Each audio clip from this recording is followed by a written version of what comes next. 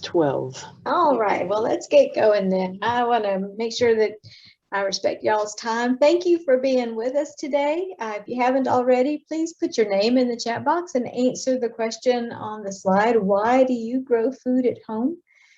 And I'm going to give you a minute to do that and let Shannon read off the answers.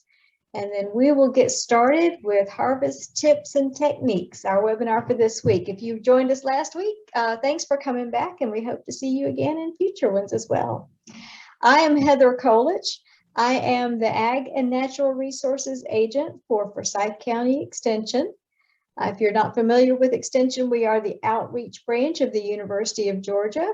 Our special mission is to bring the information that is developed at the university and at the research centers out to all of the counties so that people who don't live near Athens can actually enjoy the information and put that to work to find success in their own lives.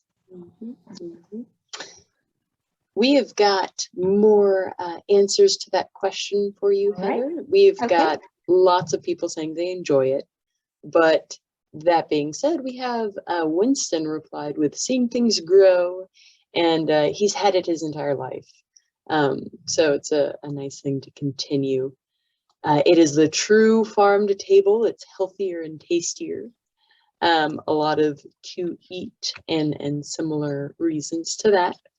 Susie says quality, food quality, less process. And then Jeannie says economic instability, which is definitely, man, that's such a true thing. And then yet again, we have mostly for fun. So. Okay. Well, that economic instability, we had a lot more interest in gardening, a big surge in gardening when people realized that the grocery store shelves were kind of limited as to what's available. This is something we had, one of our master gardeners brought in a big bag full of these beautiful little Juliet tomatoes today. It's one of the specialties that he grows for the market. So we have those. So yeah, I love to see things grow. And so that's one of the reasons that I grow food at home, but it's also a self-sufficiency. To be able to make sure, know that I'm going to have some kind of food for my family that's grown at home. I can also have better control over the inputs of things and harvest it when it's ready, bring it right to my table with no shipping involved. So it is a sustainability kind of thing. But there are some things that we also need to look at. That's that healthy food, maybe, but even healthy food can make you sick if it's not handled correctly. Every year we have a whole bunch of foodborne illness outbreaks, depending on our foodborne illnesses. An outbreak would be if two people ate the same food and got the same sickness. That's enough to be considered a foodborne illness outbreak. So almost, most of us are going to have food poisoning or some kind of foodborne illness, and a lot of us will just shake it off with a day or two not feeling good. But for some people, it has more pronounced effects. There are a number of pathogens that can get into our food, even if we are growing it at home, even if we're avoiding the chemical inputs. These are parasites, these are viruses, protozoans that can be in the water, bacteria that can be naturally in the soil or introduced to the soil, wild animals like birds and rabbits and deer and mice can bring it in if they're running through your garden. Pets can do the same thing. If they are moving through your garden, urinating, defecating in the garden. Chickens, people like to have free-range chickens and, let them run through the garden. That's a really bad idea. I don't recommend that because they do carry things like salmonella and listeria, things that are diseases and pathogens that are transmissible to humans and can cause illness. We can carry it in if we go into the garden without washing our hands, if we go in dirty clothes, if we go in when we're ill, we can carry pathogens into the garden. Like I mentioned, some things are going to be naturally in the soil. The coliform bacteria is naturally in the soil. It can also be brought into the garden in our irrigation water, particularly if we're irrigating from an open water source like a pond or a creek, where there are animals congregating around that, drinking out of it, wandering through it. Even wells, although wells in Georgia are generally very safe, they can become contaminated with pathogens, so that needs to be tested. And we can also bring those pathogens in or introduce them to the food from our tools and from the containers that we harvest into. They can get into the food through the natural openings of the plants. The plants will have on the underside primarily, but sometimes on the top side, they have openings that allow them to open and close for gas exchange, to release water. So these little openings they're big enough for bacteria, viruses, and other things to enter into the plant. And that's why just rinsing off your vegetables when you bring them in isn't enough to cleanse them. If the pathogen has actually moved into the plant, it can't just be washed off. And it can move in through the irrigation water or through contact with the soil or something that it has the contamination on it, even if that is your harvesting bin. So while most of us will just be able to get over the illness with some stomach upset, a lot of people don't. And some of the foodborne illness pathogens are enough to cause organ damage, organ failure, and death. Our particularly susceptible populations include very young children, pregnant women, elderly people, and anyone who has an immunocompromised system. These folks are all going to be at greater risk for a foodborne illness. And also, if you're a market gardener and you're purchasing, you're growing food to sell at the market, you could be held liable if a foodborne illness outbreak is traced back to you. And they have gotten very good at tracing back the point source of foodborne illnesses, which is one of the ways that we figured out where the pathogens can be introduced into the food, and it's a driving force behind the new Food Safety Modernization Act that's out there. Now, you're not subject to that if you're growing at home just for home consumption, but if you are selling, you might need to look into what the Food Safety Modernization Act calls for. So here's some tips for safe handling in the garden. Always wash your hands before you go in. Wear clean clothes. Don't go into the garden if you're sick. Don't let anyone who's sick go into the garden. Clean your tools before you use them with your produce. Handle all of that food gently so that you're not causing any damage, any breakage of the leaves that would allow pathogens to enter, any breakage in the skin. Can allow stuff to get in and spoil the harvest, but also can make you sick as well. When you're harvesting, don't use that pretty wooden bin that was in the front picture, because that's going to have sharp edges. It might have nails poking out. There are splinters, and you cannot sanitize wood. It has too many pores, too many crevices. You can wipe it out, you can clean it, but you cannot sanitize it. So harvest into something that's plastic, that can be sanitized, something that has smooth, rounded edges that's not going to damage the produce as you put it in there. Keep that harvested produce out of the sun. One of the things that you want to do is cool that produce down as quickly as possible. Getting that field heat off of it is going to help you have a higher quality of food when you eat it. It's also going to make it last longer. So move it out into a cool place as soon as you can after harvesting it. Maybe you don't harvest the whole garden at once. You go out and harvest and move it into a cool spot and then go out again. In the house, here's some more safe food handling tips. Wash that produce in cool, clean running water. Do not use soap. Do not use sanitizers on the food. Just rinse it in that cool, clean water.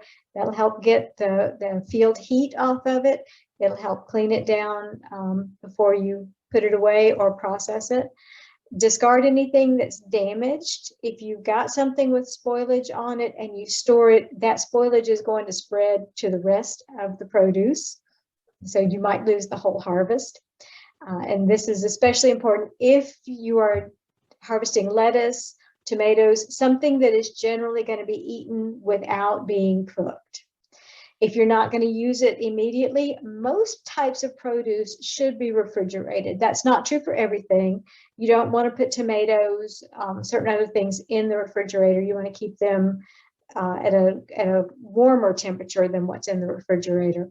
But most things should be put into the refrigerator to remove the rest of that field heat, and it also slows down the decomposition process, so they will keep longer. When you are cooking, make sure you keep your fresh produce separate from your raw meat products. Some of the reasons that we have foodborne illness outbreaks is that cross-contamination from raw meat to vegetables that are going to be eaten raw. So have a separate cutting board, have separate knives, have a separate section of your counter where you are cutting your meat and where you are cutting up your vegetables. And just keep in mind that proper cooking will destroy most pathogens. So our biggest concern is with produce that is eaten raw. If you cook it appropriately, you are going to destroy most of those pathogens that could have been introduced into the food. Okay, now for the good stuff. Let's talk about harvesting your produce for the peak flavor and to keep that productivity going. As a general rule, you want to do your harvesting early in the morning, but after the dew has dried, that's going to be a cooler part of the day. Your produce is already going to be cooler than it will be later on, so it's easier to get that field heat off of it. You don't want to go in when the dew is still on the ground because you can track fungus around in that moist soil. You can compact stuff, and it's easy to transfer pathogens from plant to plant when they're wet. These scissors that we're using to cut things, use something that's going to make a nice clean cut to separate the produce from the stem or from the plant so that you're not creating ragged edges. A clean cut is going to help keep out anything that would try to come in, any bacteria or viruses that may be present. Another point on this is that clean tool, so you can sanitize your tools with a solution of 1 part bleach, non-scented, just regular household bleach, and 9 parts water. Or you can wipe the blades with alcohol wipes if you can find those these days. It needs to be the medical grade, at least a 5% alcohol, isopropyl alcohol on that to help clean that off. So avoid damaging your produce as you harvest it by using a sharp knife or sharp scissors, and do it in the cool part of the day. Cool it down quickly. Herbs, we generally don't want them to flower unless we're growing them for the bees or we're growing them for seeds. So we might be growing them for seeds, which is going to be our next webinar next week is on saving seeds for your next harvest. But you might want to, like if you're growing, what were we talking about earlier? Cilantro. The seed of that, yeah, the seed of that would be coriander. So if you are growing for coriander, then you want your plant to flower.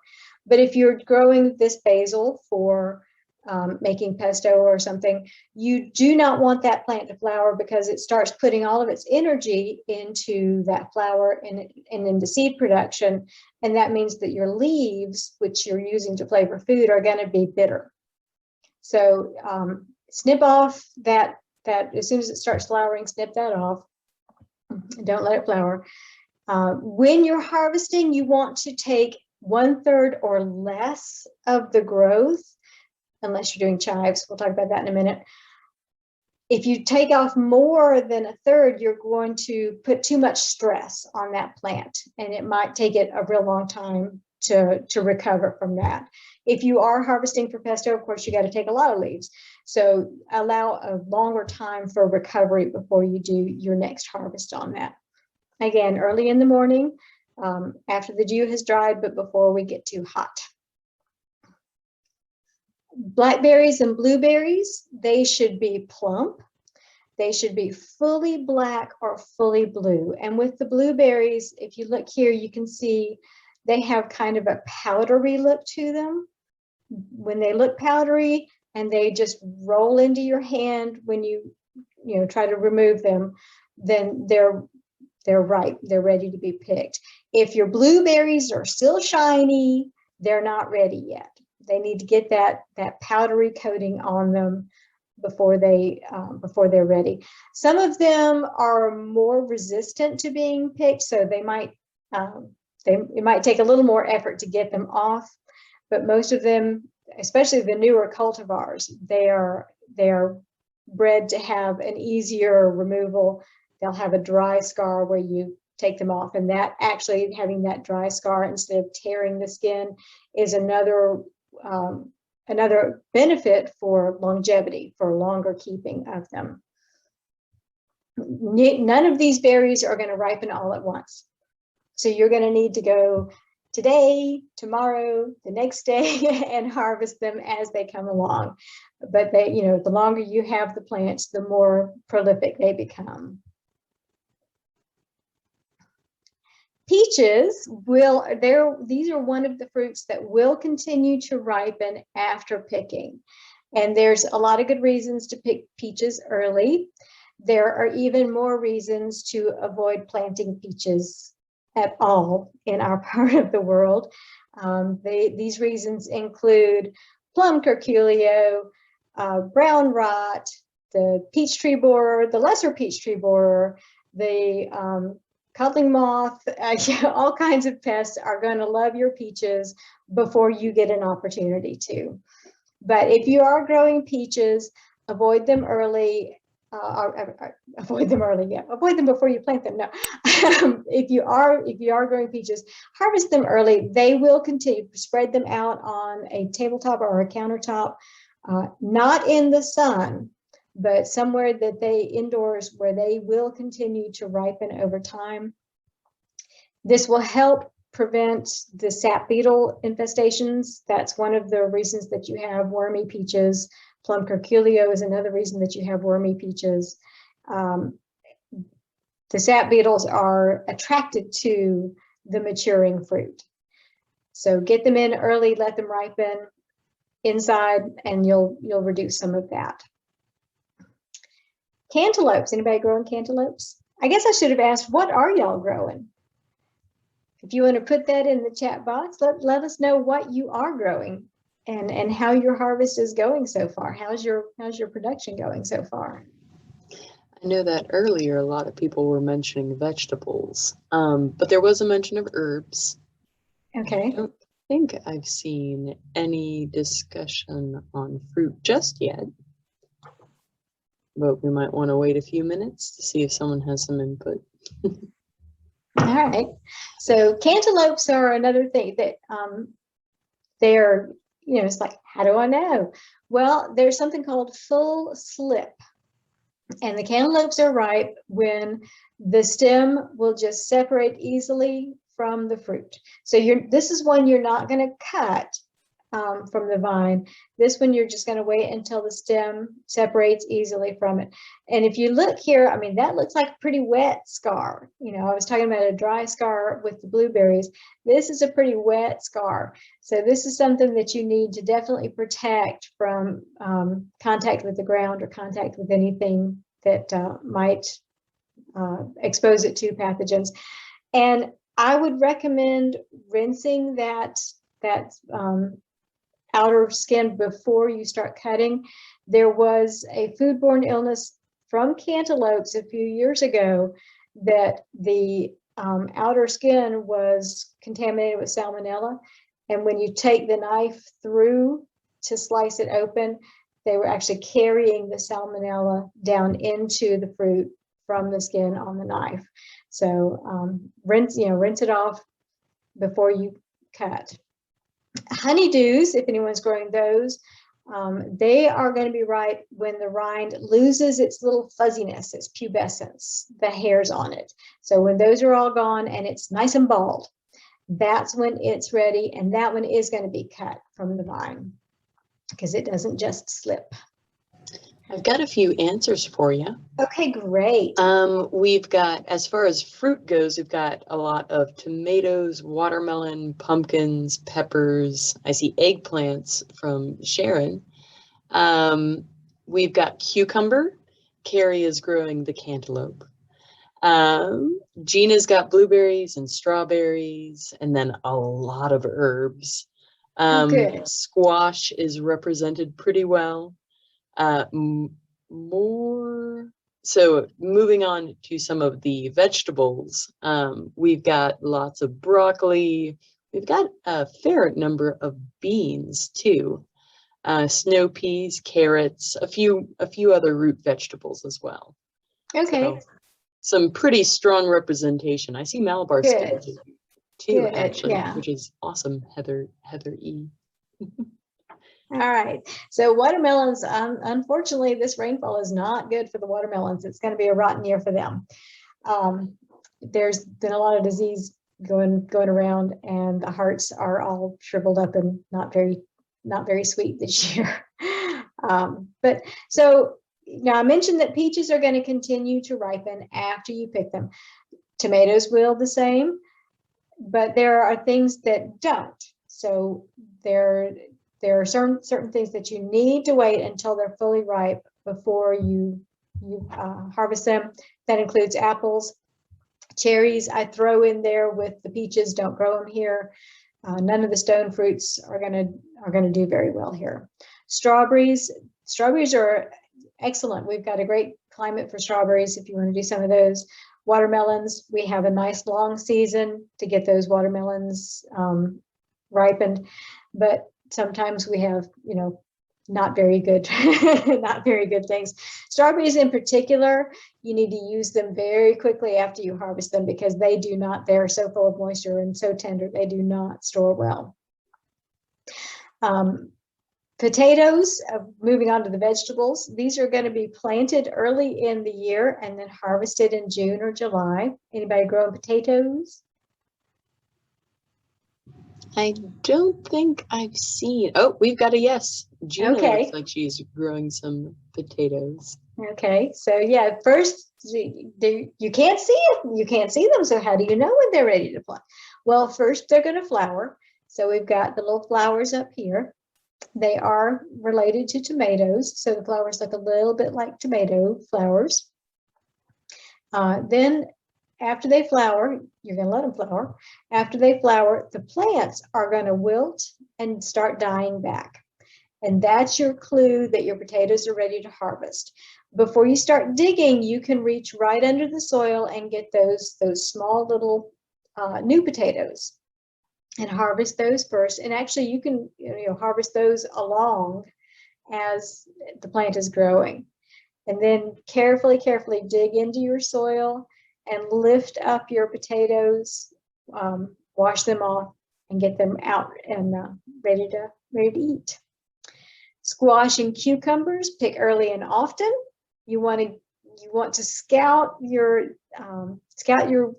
squash cucumbers very, very closely because those big leaves can hide that fruit and then they can get overripe.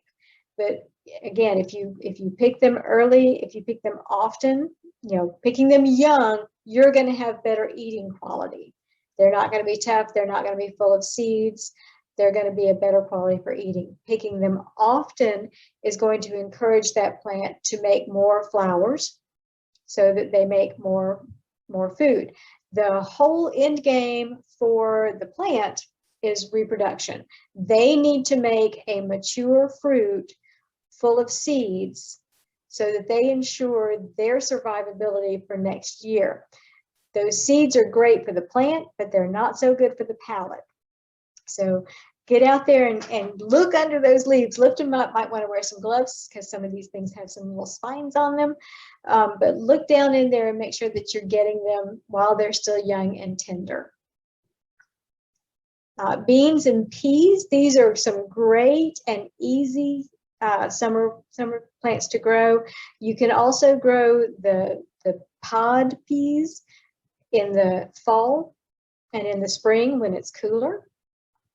So if you're harvesting the peas or beans for pods, the green beans, the sugar snap peas, those things, you want to pick them, again, early and often.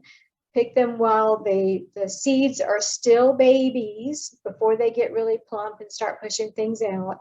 Your pods are going to be more tender when you pick them young. If you're picking them for seeds, if you're growing them for seeds like English peas or lima beans, you want to wait until that seed is fully plump. The pod should be kind of thin, and it'll be thin, but it won't be dry yet. It won't have turned brown and it won't be fully dry.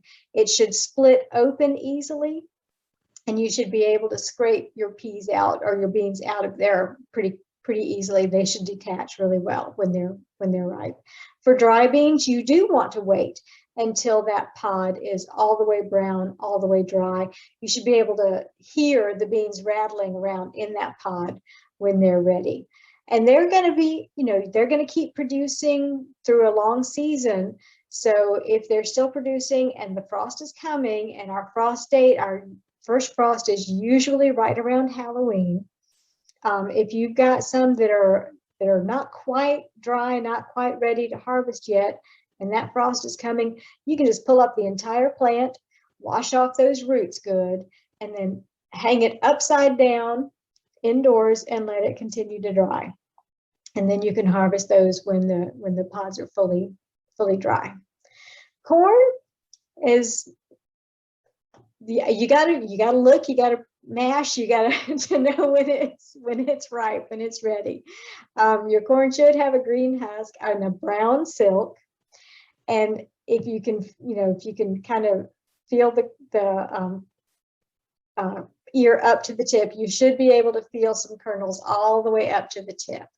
It should have a milky juice, and as soon as you harvest that, you need to bring it in and cook it, basically, if you're doing sweet corn.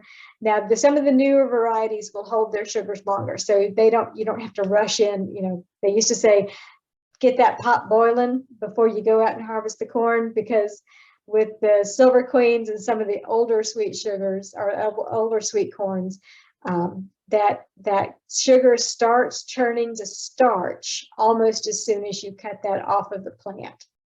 But the newer varieties, the super sweets, they will hold their sugars a little bit longer, but it is good to refrigerate them. That helps halt that conversion of sugar to starch, so that you don't, grow something wonderful and feel like you're eating field corn. But to check that ripeness, you actually have to peel the husk back and look in there. Look and see if the kernels are all the way up to the tip. If they're not, just roll that husk back up over them. If they are all the way up to the tip, then you can press one or two kernels with your thumbnail and look at the liquid that comes out. If it's clear, they're not quite ready yet. But if it's a milky kind of color, you're ready to pick it. If it's completely dry, well, you waited too long, and maybe you need to feed that to the cows.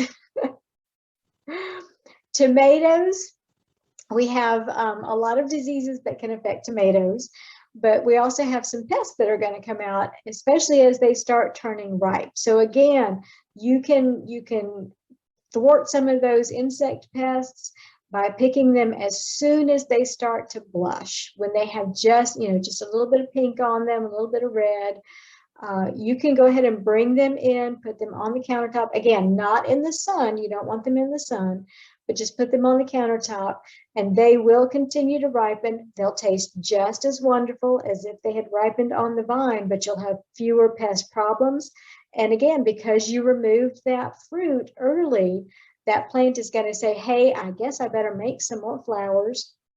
And so they'll start flowering out and making more fruit. Eggplants can be a little bit, it can be a little bit hard to tell when they're ready. With the traditional purple ones should be large and very shiny, and they should be uniformly purple all around. If you wait too long, then the color is going to be dull, and the seeds are going to be large, and the taste is going to be really bad. And I would recommend, if you wait too long, just go ahead and throw those out. Don't even try to eat them. The Asian ones that are purple or white, they're the long ones that are kind of skinny. Those are, you can get those young, harvest those younger. The white varieties will turn yellow if they've been on the vine too long. Smaller is going to be sweeter. It's going to have a better quality taste. Do wear gloves when you're picking them. Same with zucchini. My daughter went out to pick some zucchini. I had a hybrid, and it was called an 8-ball. It was great. It was a bush plant, so it stayed compact, and it grew a little round zucchini that looked like an 8-ball on a pool table. We also had a 1-ball that was a yellow zucchini. But she went out to harvest those and came back in and said, you didn't tell me that plant bites, because it had little spines on it, and that when she reached into the bush would get her. So you might want to wear gloves when you're harvesting some of this stuff. And if you push into the fruit with a thumbnail and that impression stays, you waited too long to get it. If the seeds are brown inside, you waited too long to get it. Just call that one a miss, or maybe, if you let it go that long, maybe think about harvesting the seeds for the next season. And we'll talk about open pollinator and hybrid seeds and what you get from them next week. Peppers, bell peppers can be harvested green. If you let them stay on the plant longer, they're probably going to change colors, and they're going to get sweeter, and they're going to cause less indigestion if you let them get fully ripe. Some certain varieties are going to have colors that are dedicated to them. So yellow peppers, orange peppers, red peppers. The red peppers are going to look brown first. And my husband goes, did this pepper go bad? Because it turned brown, from green to brown, but then it turned into a bright, bright cherry red. So they're going to turn brown first, and just let them go. They're going to turn into that wonderful sweet red. The hot peppers, you need to allow them to change colors fully before you pick them. And before frost, you can pull the entire plant and do the same thing with the peppers. Let them dry in place, hanging them upside down in a cool, dry place. Wash off the roots before you bring them inside. Greens are going to usually be cool season vegetables, but if you are growing them with some shade, maybe underneath your tomato plants or under some shade cloth, you can grow them further into the summer. They are going to bolt. They're going to sprout up and start flowering out once the warm weather hits them. So they're great cool season vegetables. Start your spinach, start your Swiss chard, start your cilantro in the cooler seasons. And if you pick just the outside leaves, you can keep the inside, that will keep producing. So you have tender leaves all season long. We've got a quick question about the 8-ball zucchinis.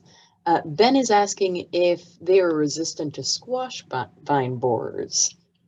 Goodness, no. No? Oh, no. Many of our plants will have some disease resistance, but they're still going to be beloved by the bugs. Okay.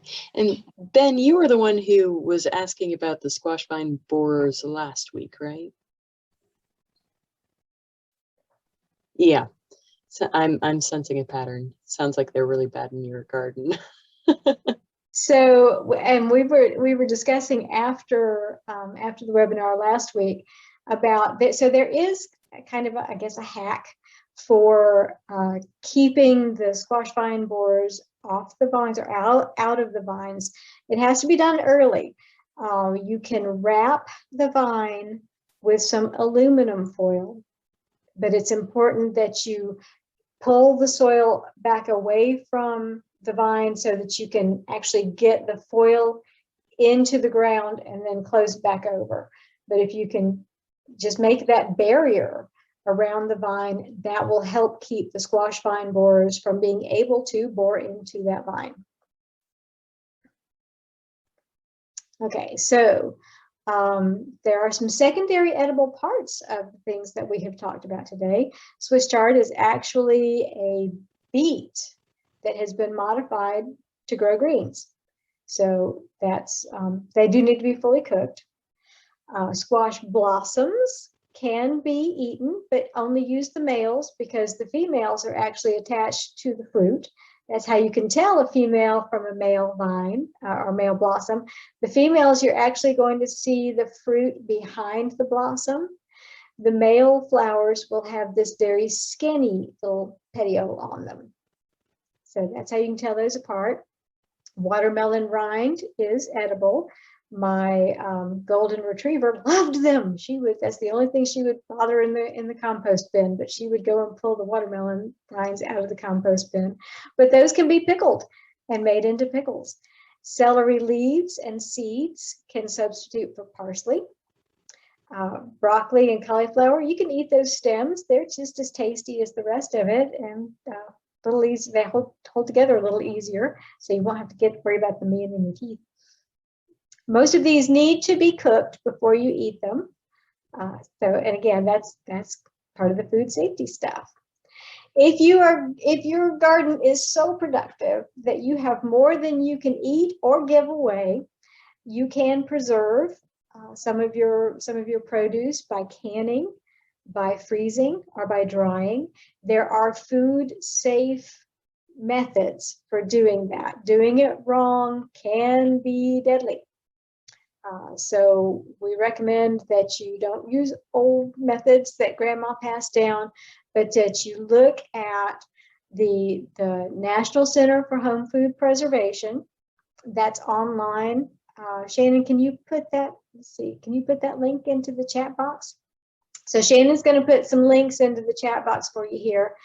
And if you just click on that link in the chat box, it will open that window for you. It won't take away what you're seeing, but it'll open that window in the background for you, and then you can save that as a favorite. I just want to point out that, this National Center for Home Food Preservation is a UGA agency. So we also offer the So Easy to Preserve book. If you'd rather have the book on your counter than your computer while you're doing your preservation, you can order this online from the UGA Publications Center.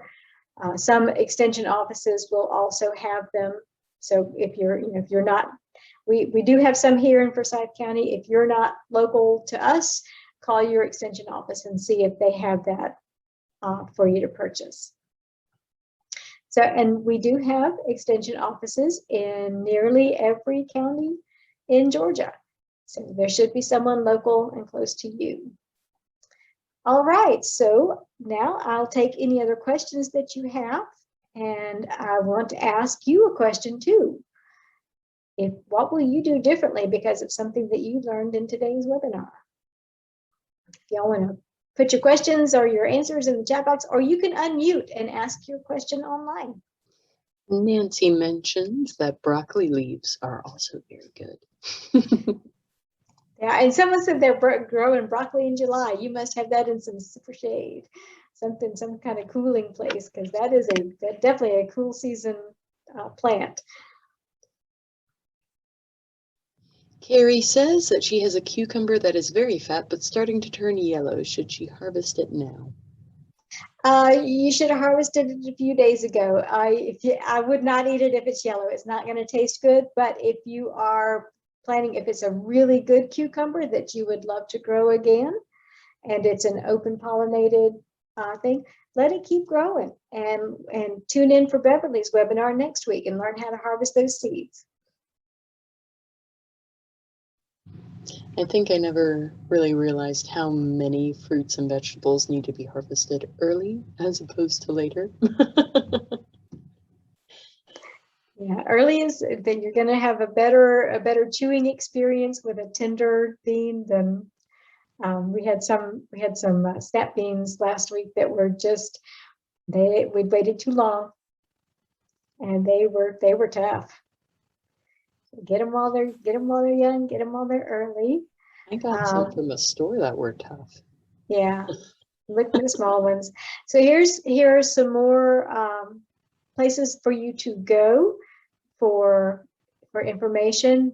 University of Georgia Extension has a whole series on home garden publications for different kinds of vegetables. If you've got questions about tomatoes, if you've got questions about green beans, there's a publication for that. If you got questions about starting up your garden, there is a publication for that. And we've also got some more classes coming up. So I mentioned we've got seed saving next week. That's our last Lunch and Learn webinar for the summer. And in August, we are moving into in-person classes. So hopefully you'll be interested in coming to our in-person classes. These are going to be in the evening. So if you're working, you'll still be able to attend.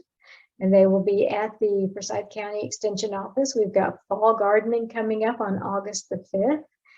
You can keep that goodness growing. We can grow food almost all year long here in Georgia, even in the Upper Piedmont. And then the week after that, on August the 12th, we'll go over some fall lawn care. If you've been seeing our Facebook posts lately, we're kind of already talking about that, because this rain is our high humidity and our rainy conditions are kind of beating up the lawns right now. And actually, I had something that kind of occurred to me, because when Carrie was discussing how, like, you know, she wasn't sure she should harvest the cucumber or not. And she mentioned later in the chat that she tends to leave them too long. With a lot of our fruits and vegetables, if it's not one of the ones that will stop ripening, like, I don't see much of a downside to harvesting a little more early than you're comfortable with, if it's a chronic issue. Can you see a downside with that, Heather? No, harvesting them early, you know, unless it's a watermelon or an apple, something that's going to not be palatable early. It's going to have that sour flavor or just not be pleasant. Harvesting early is going to be better. Your green beans, you know, young and tender, as opposed to tough and hard to chew. So yeah, harvest early, harvest often. You need to be out there scouting that garden daily for pests anyway. So come in and bring in something. You know, you can, even if you only have a handful of green beans, you can saute those with some olive oil and salt, and you don't have to have a whole pot. They're a nice side dish that way. All right. Well, if we don't have any other questions, I appreciate y'all being here with us today. Hopefully you'll be joining us. Hey, Carrie, nice to see you. If I stop sharing, maybe I can see some of y'all. Let's see if I can do that. Here we go. Yeah. Okay, I see some names.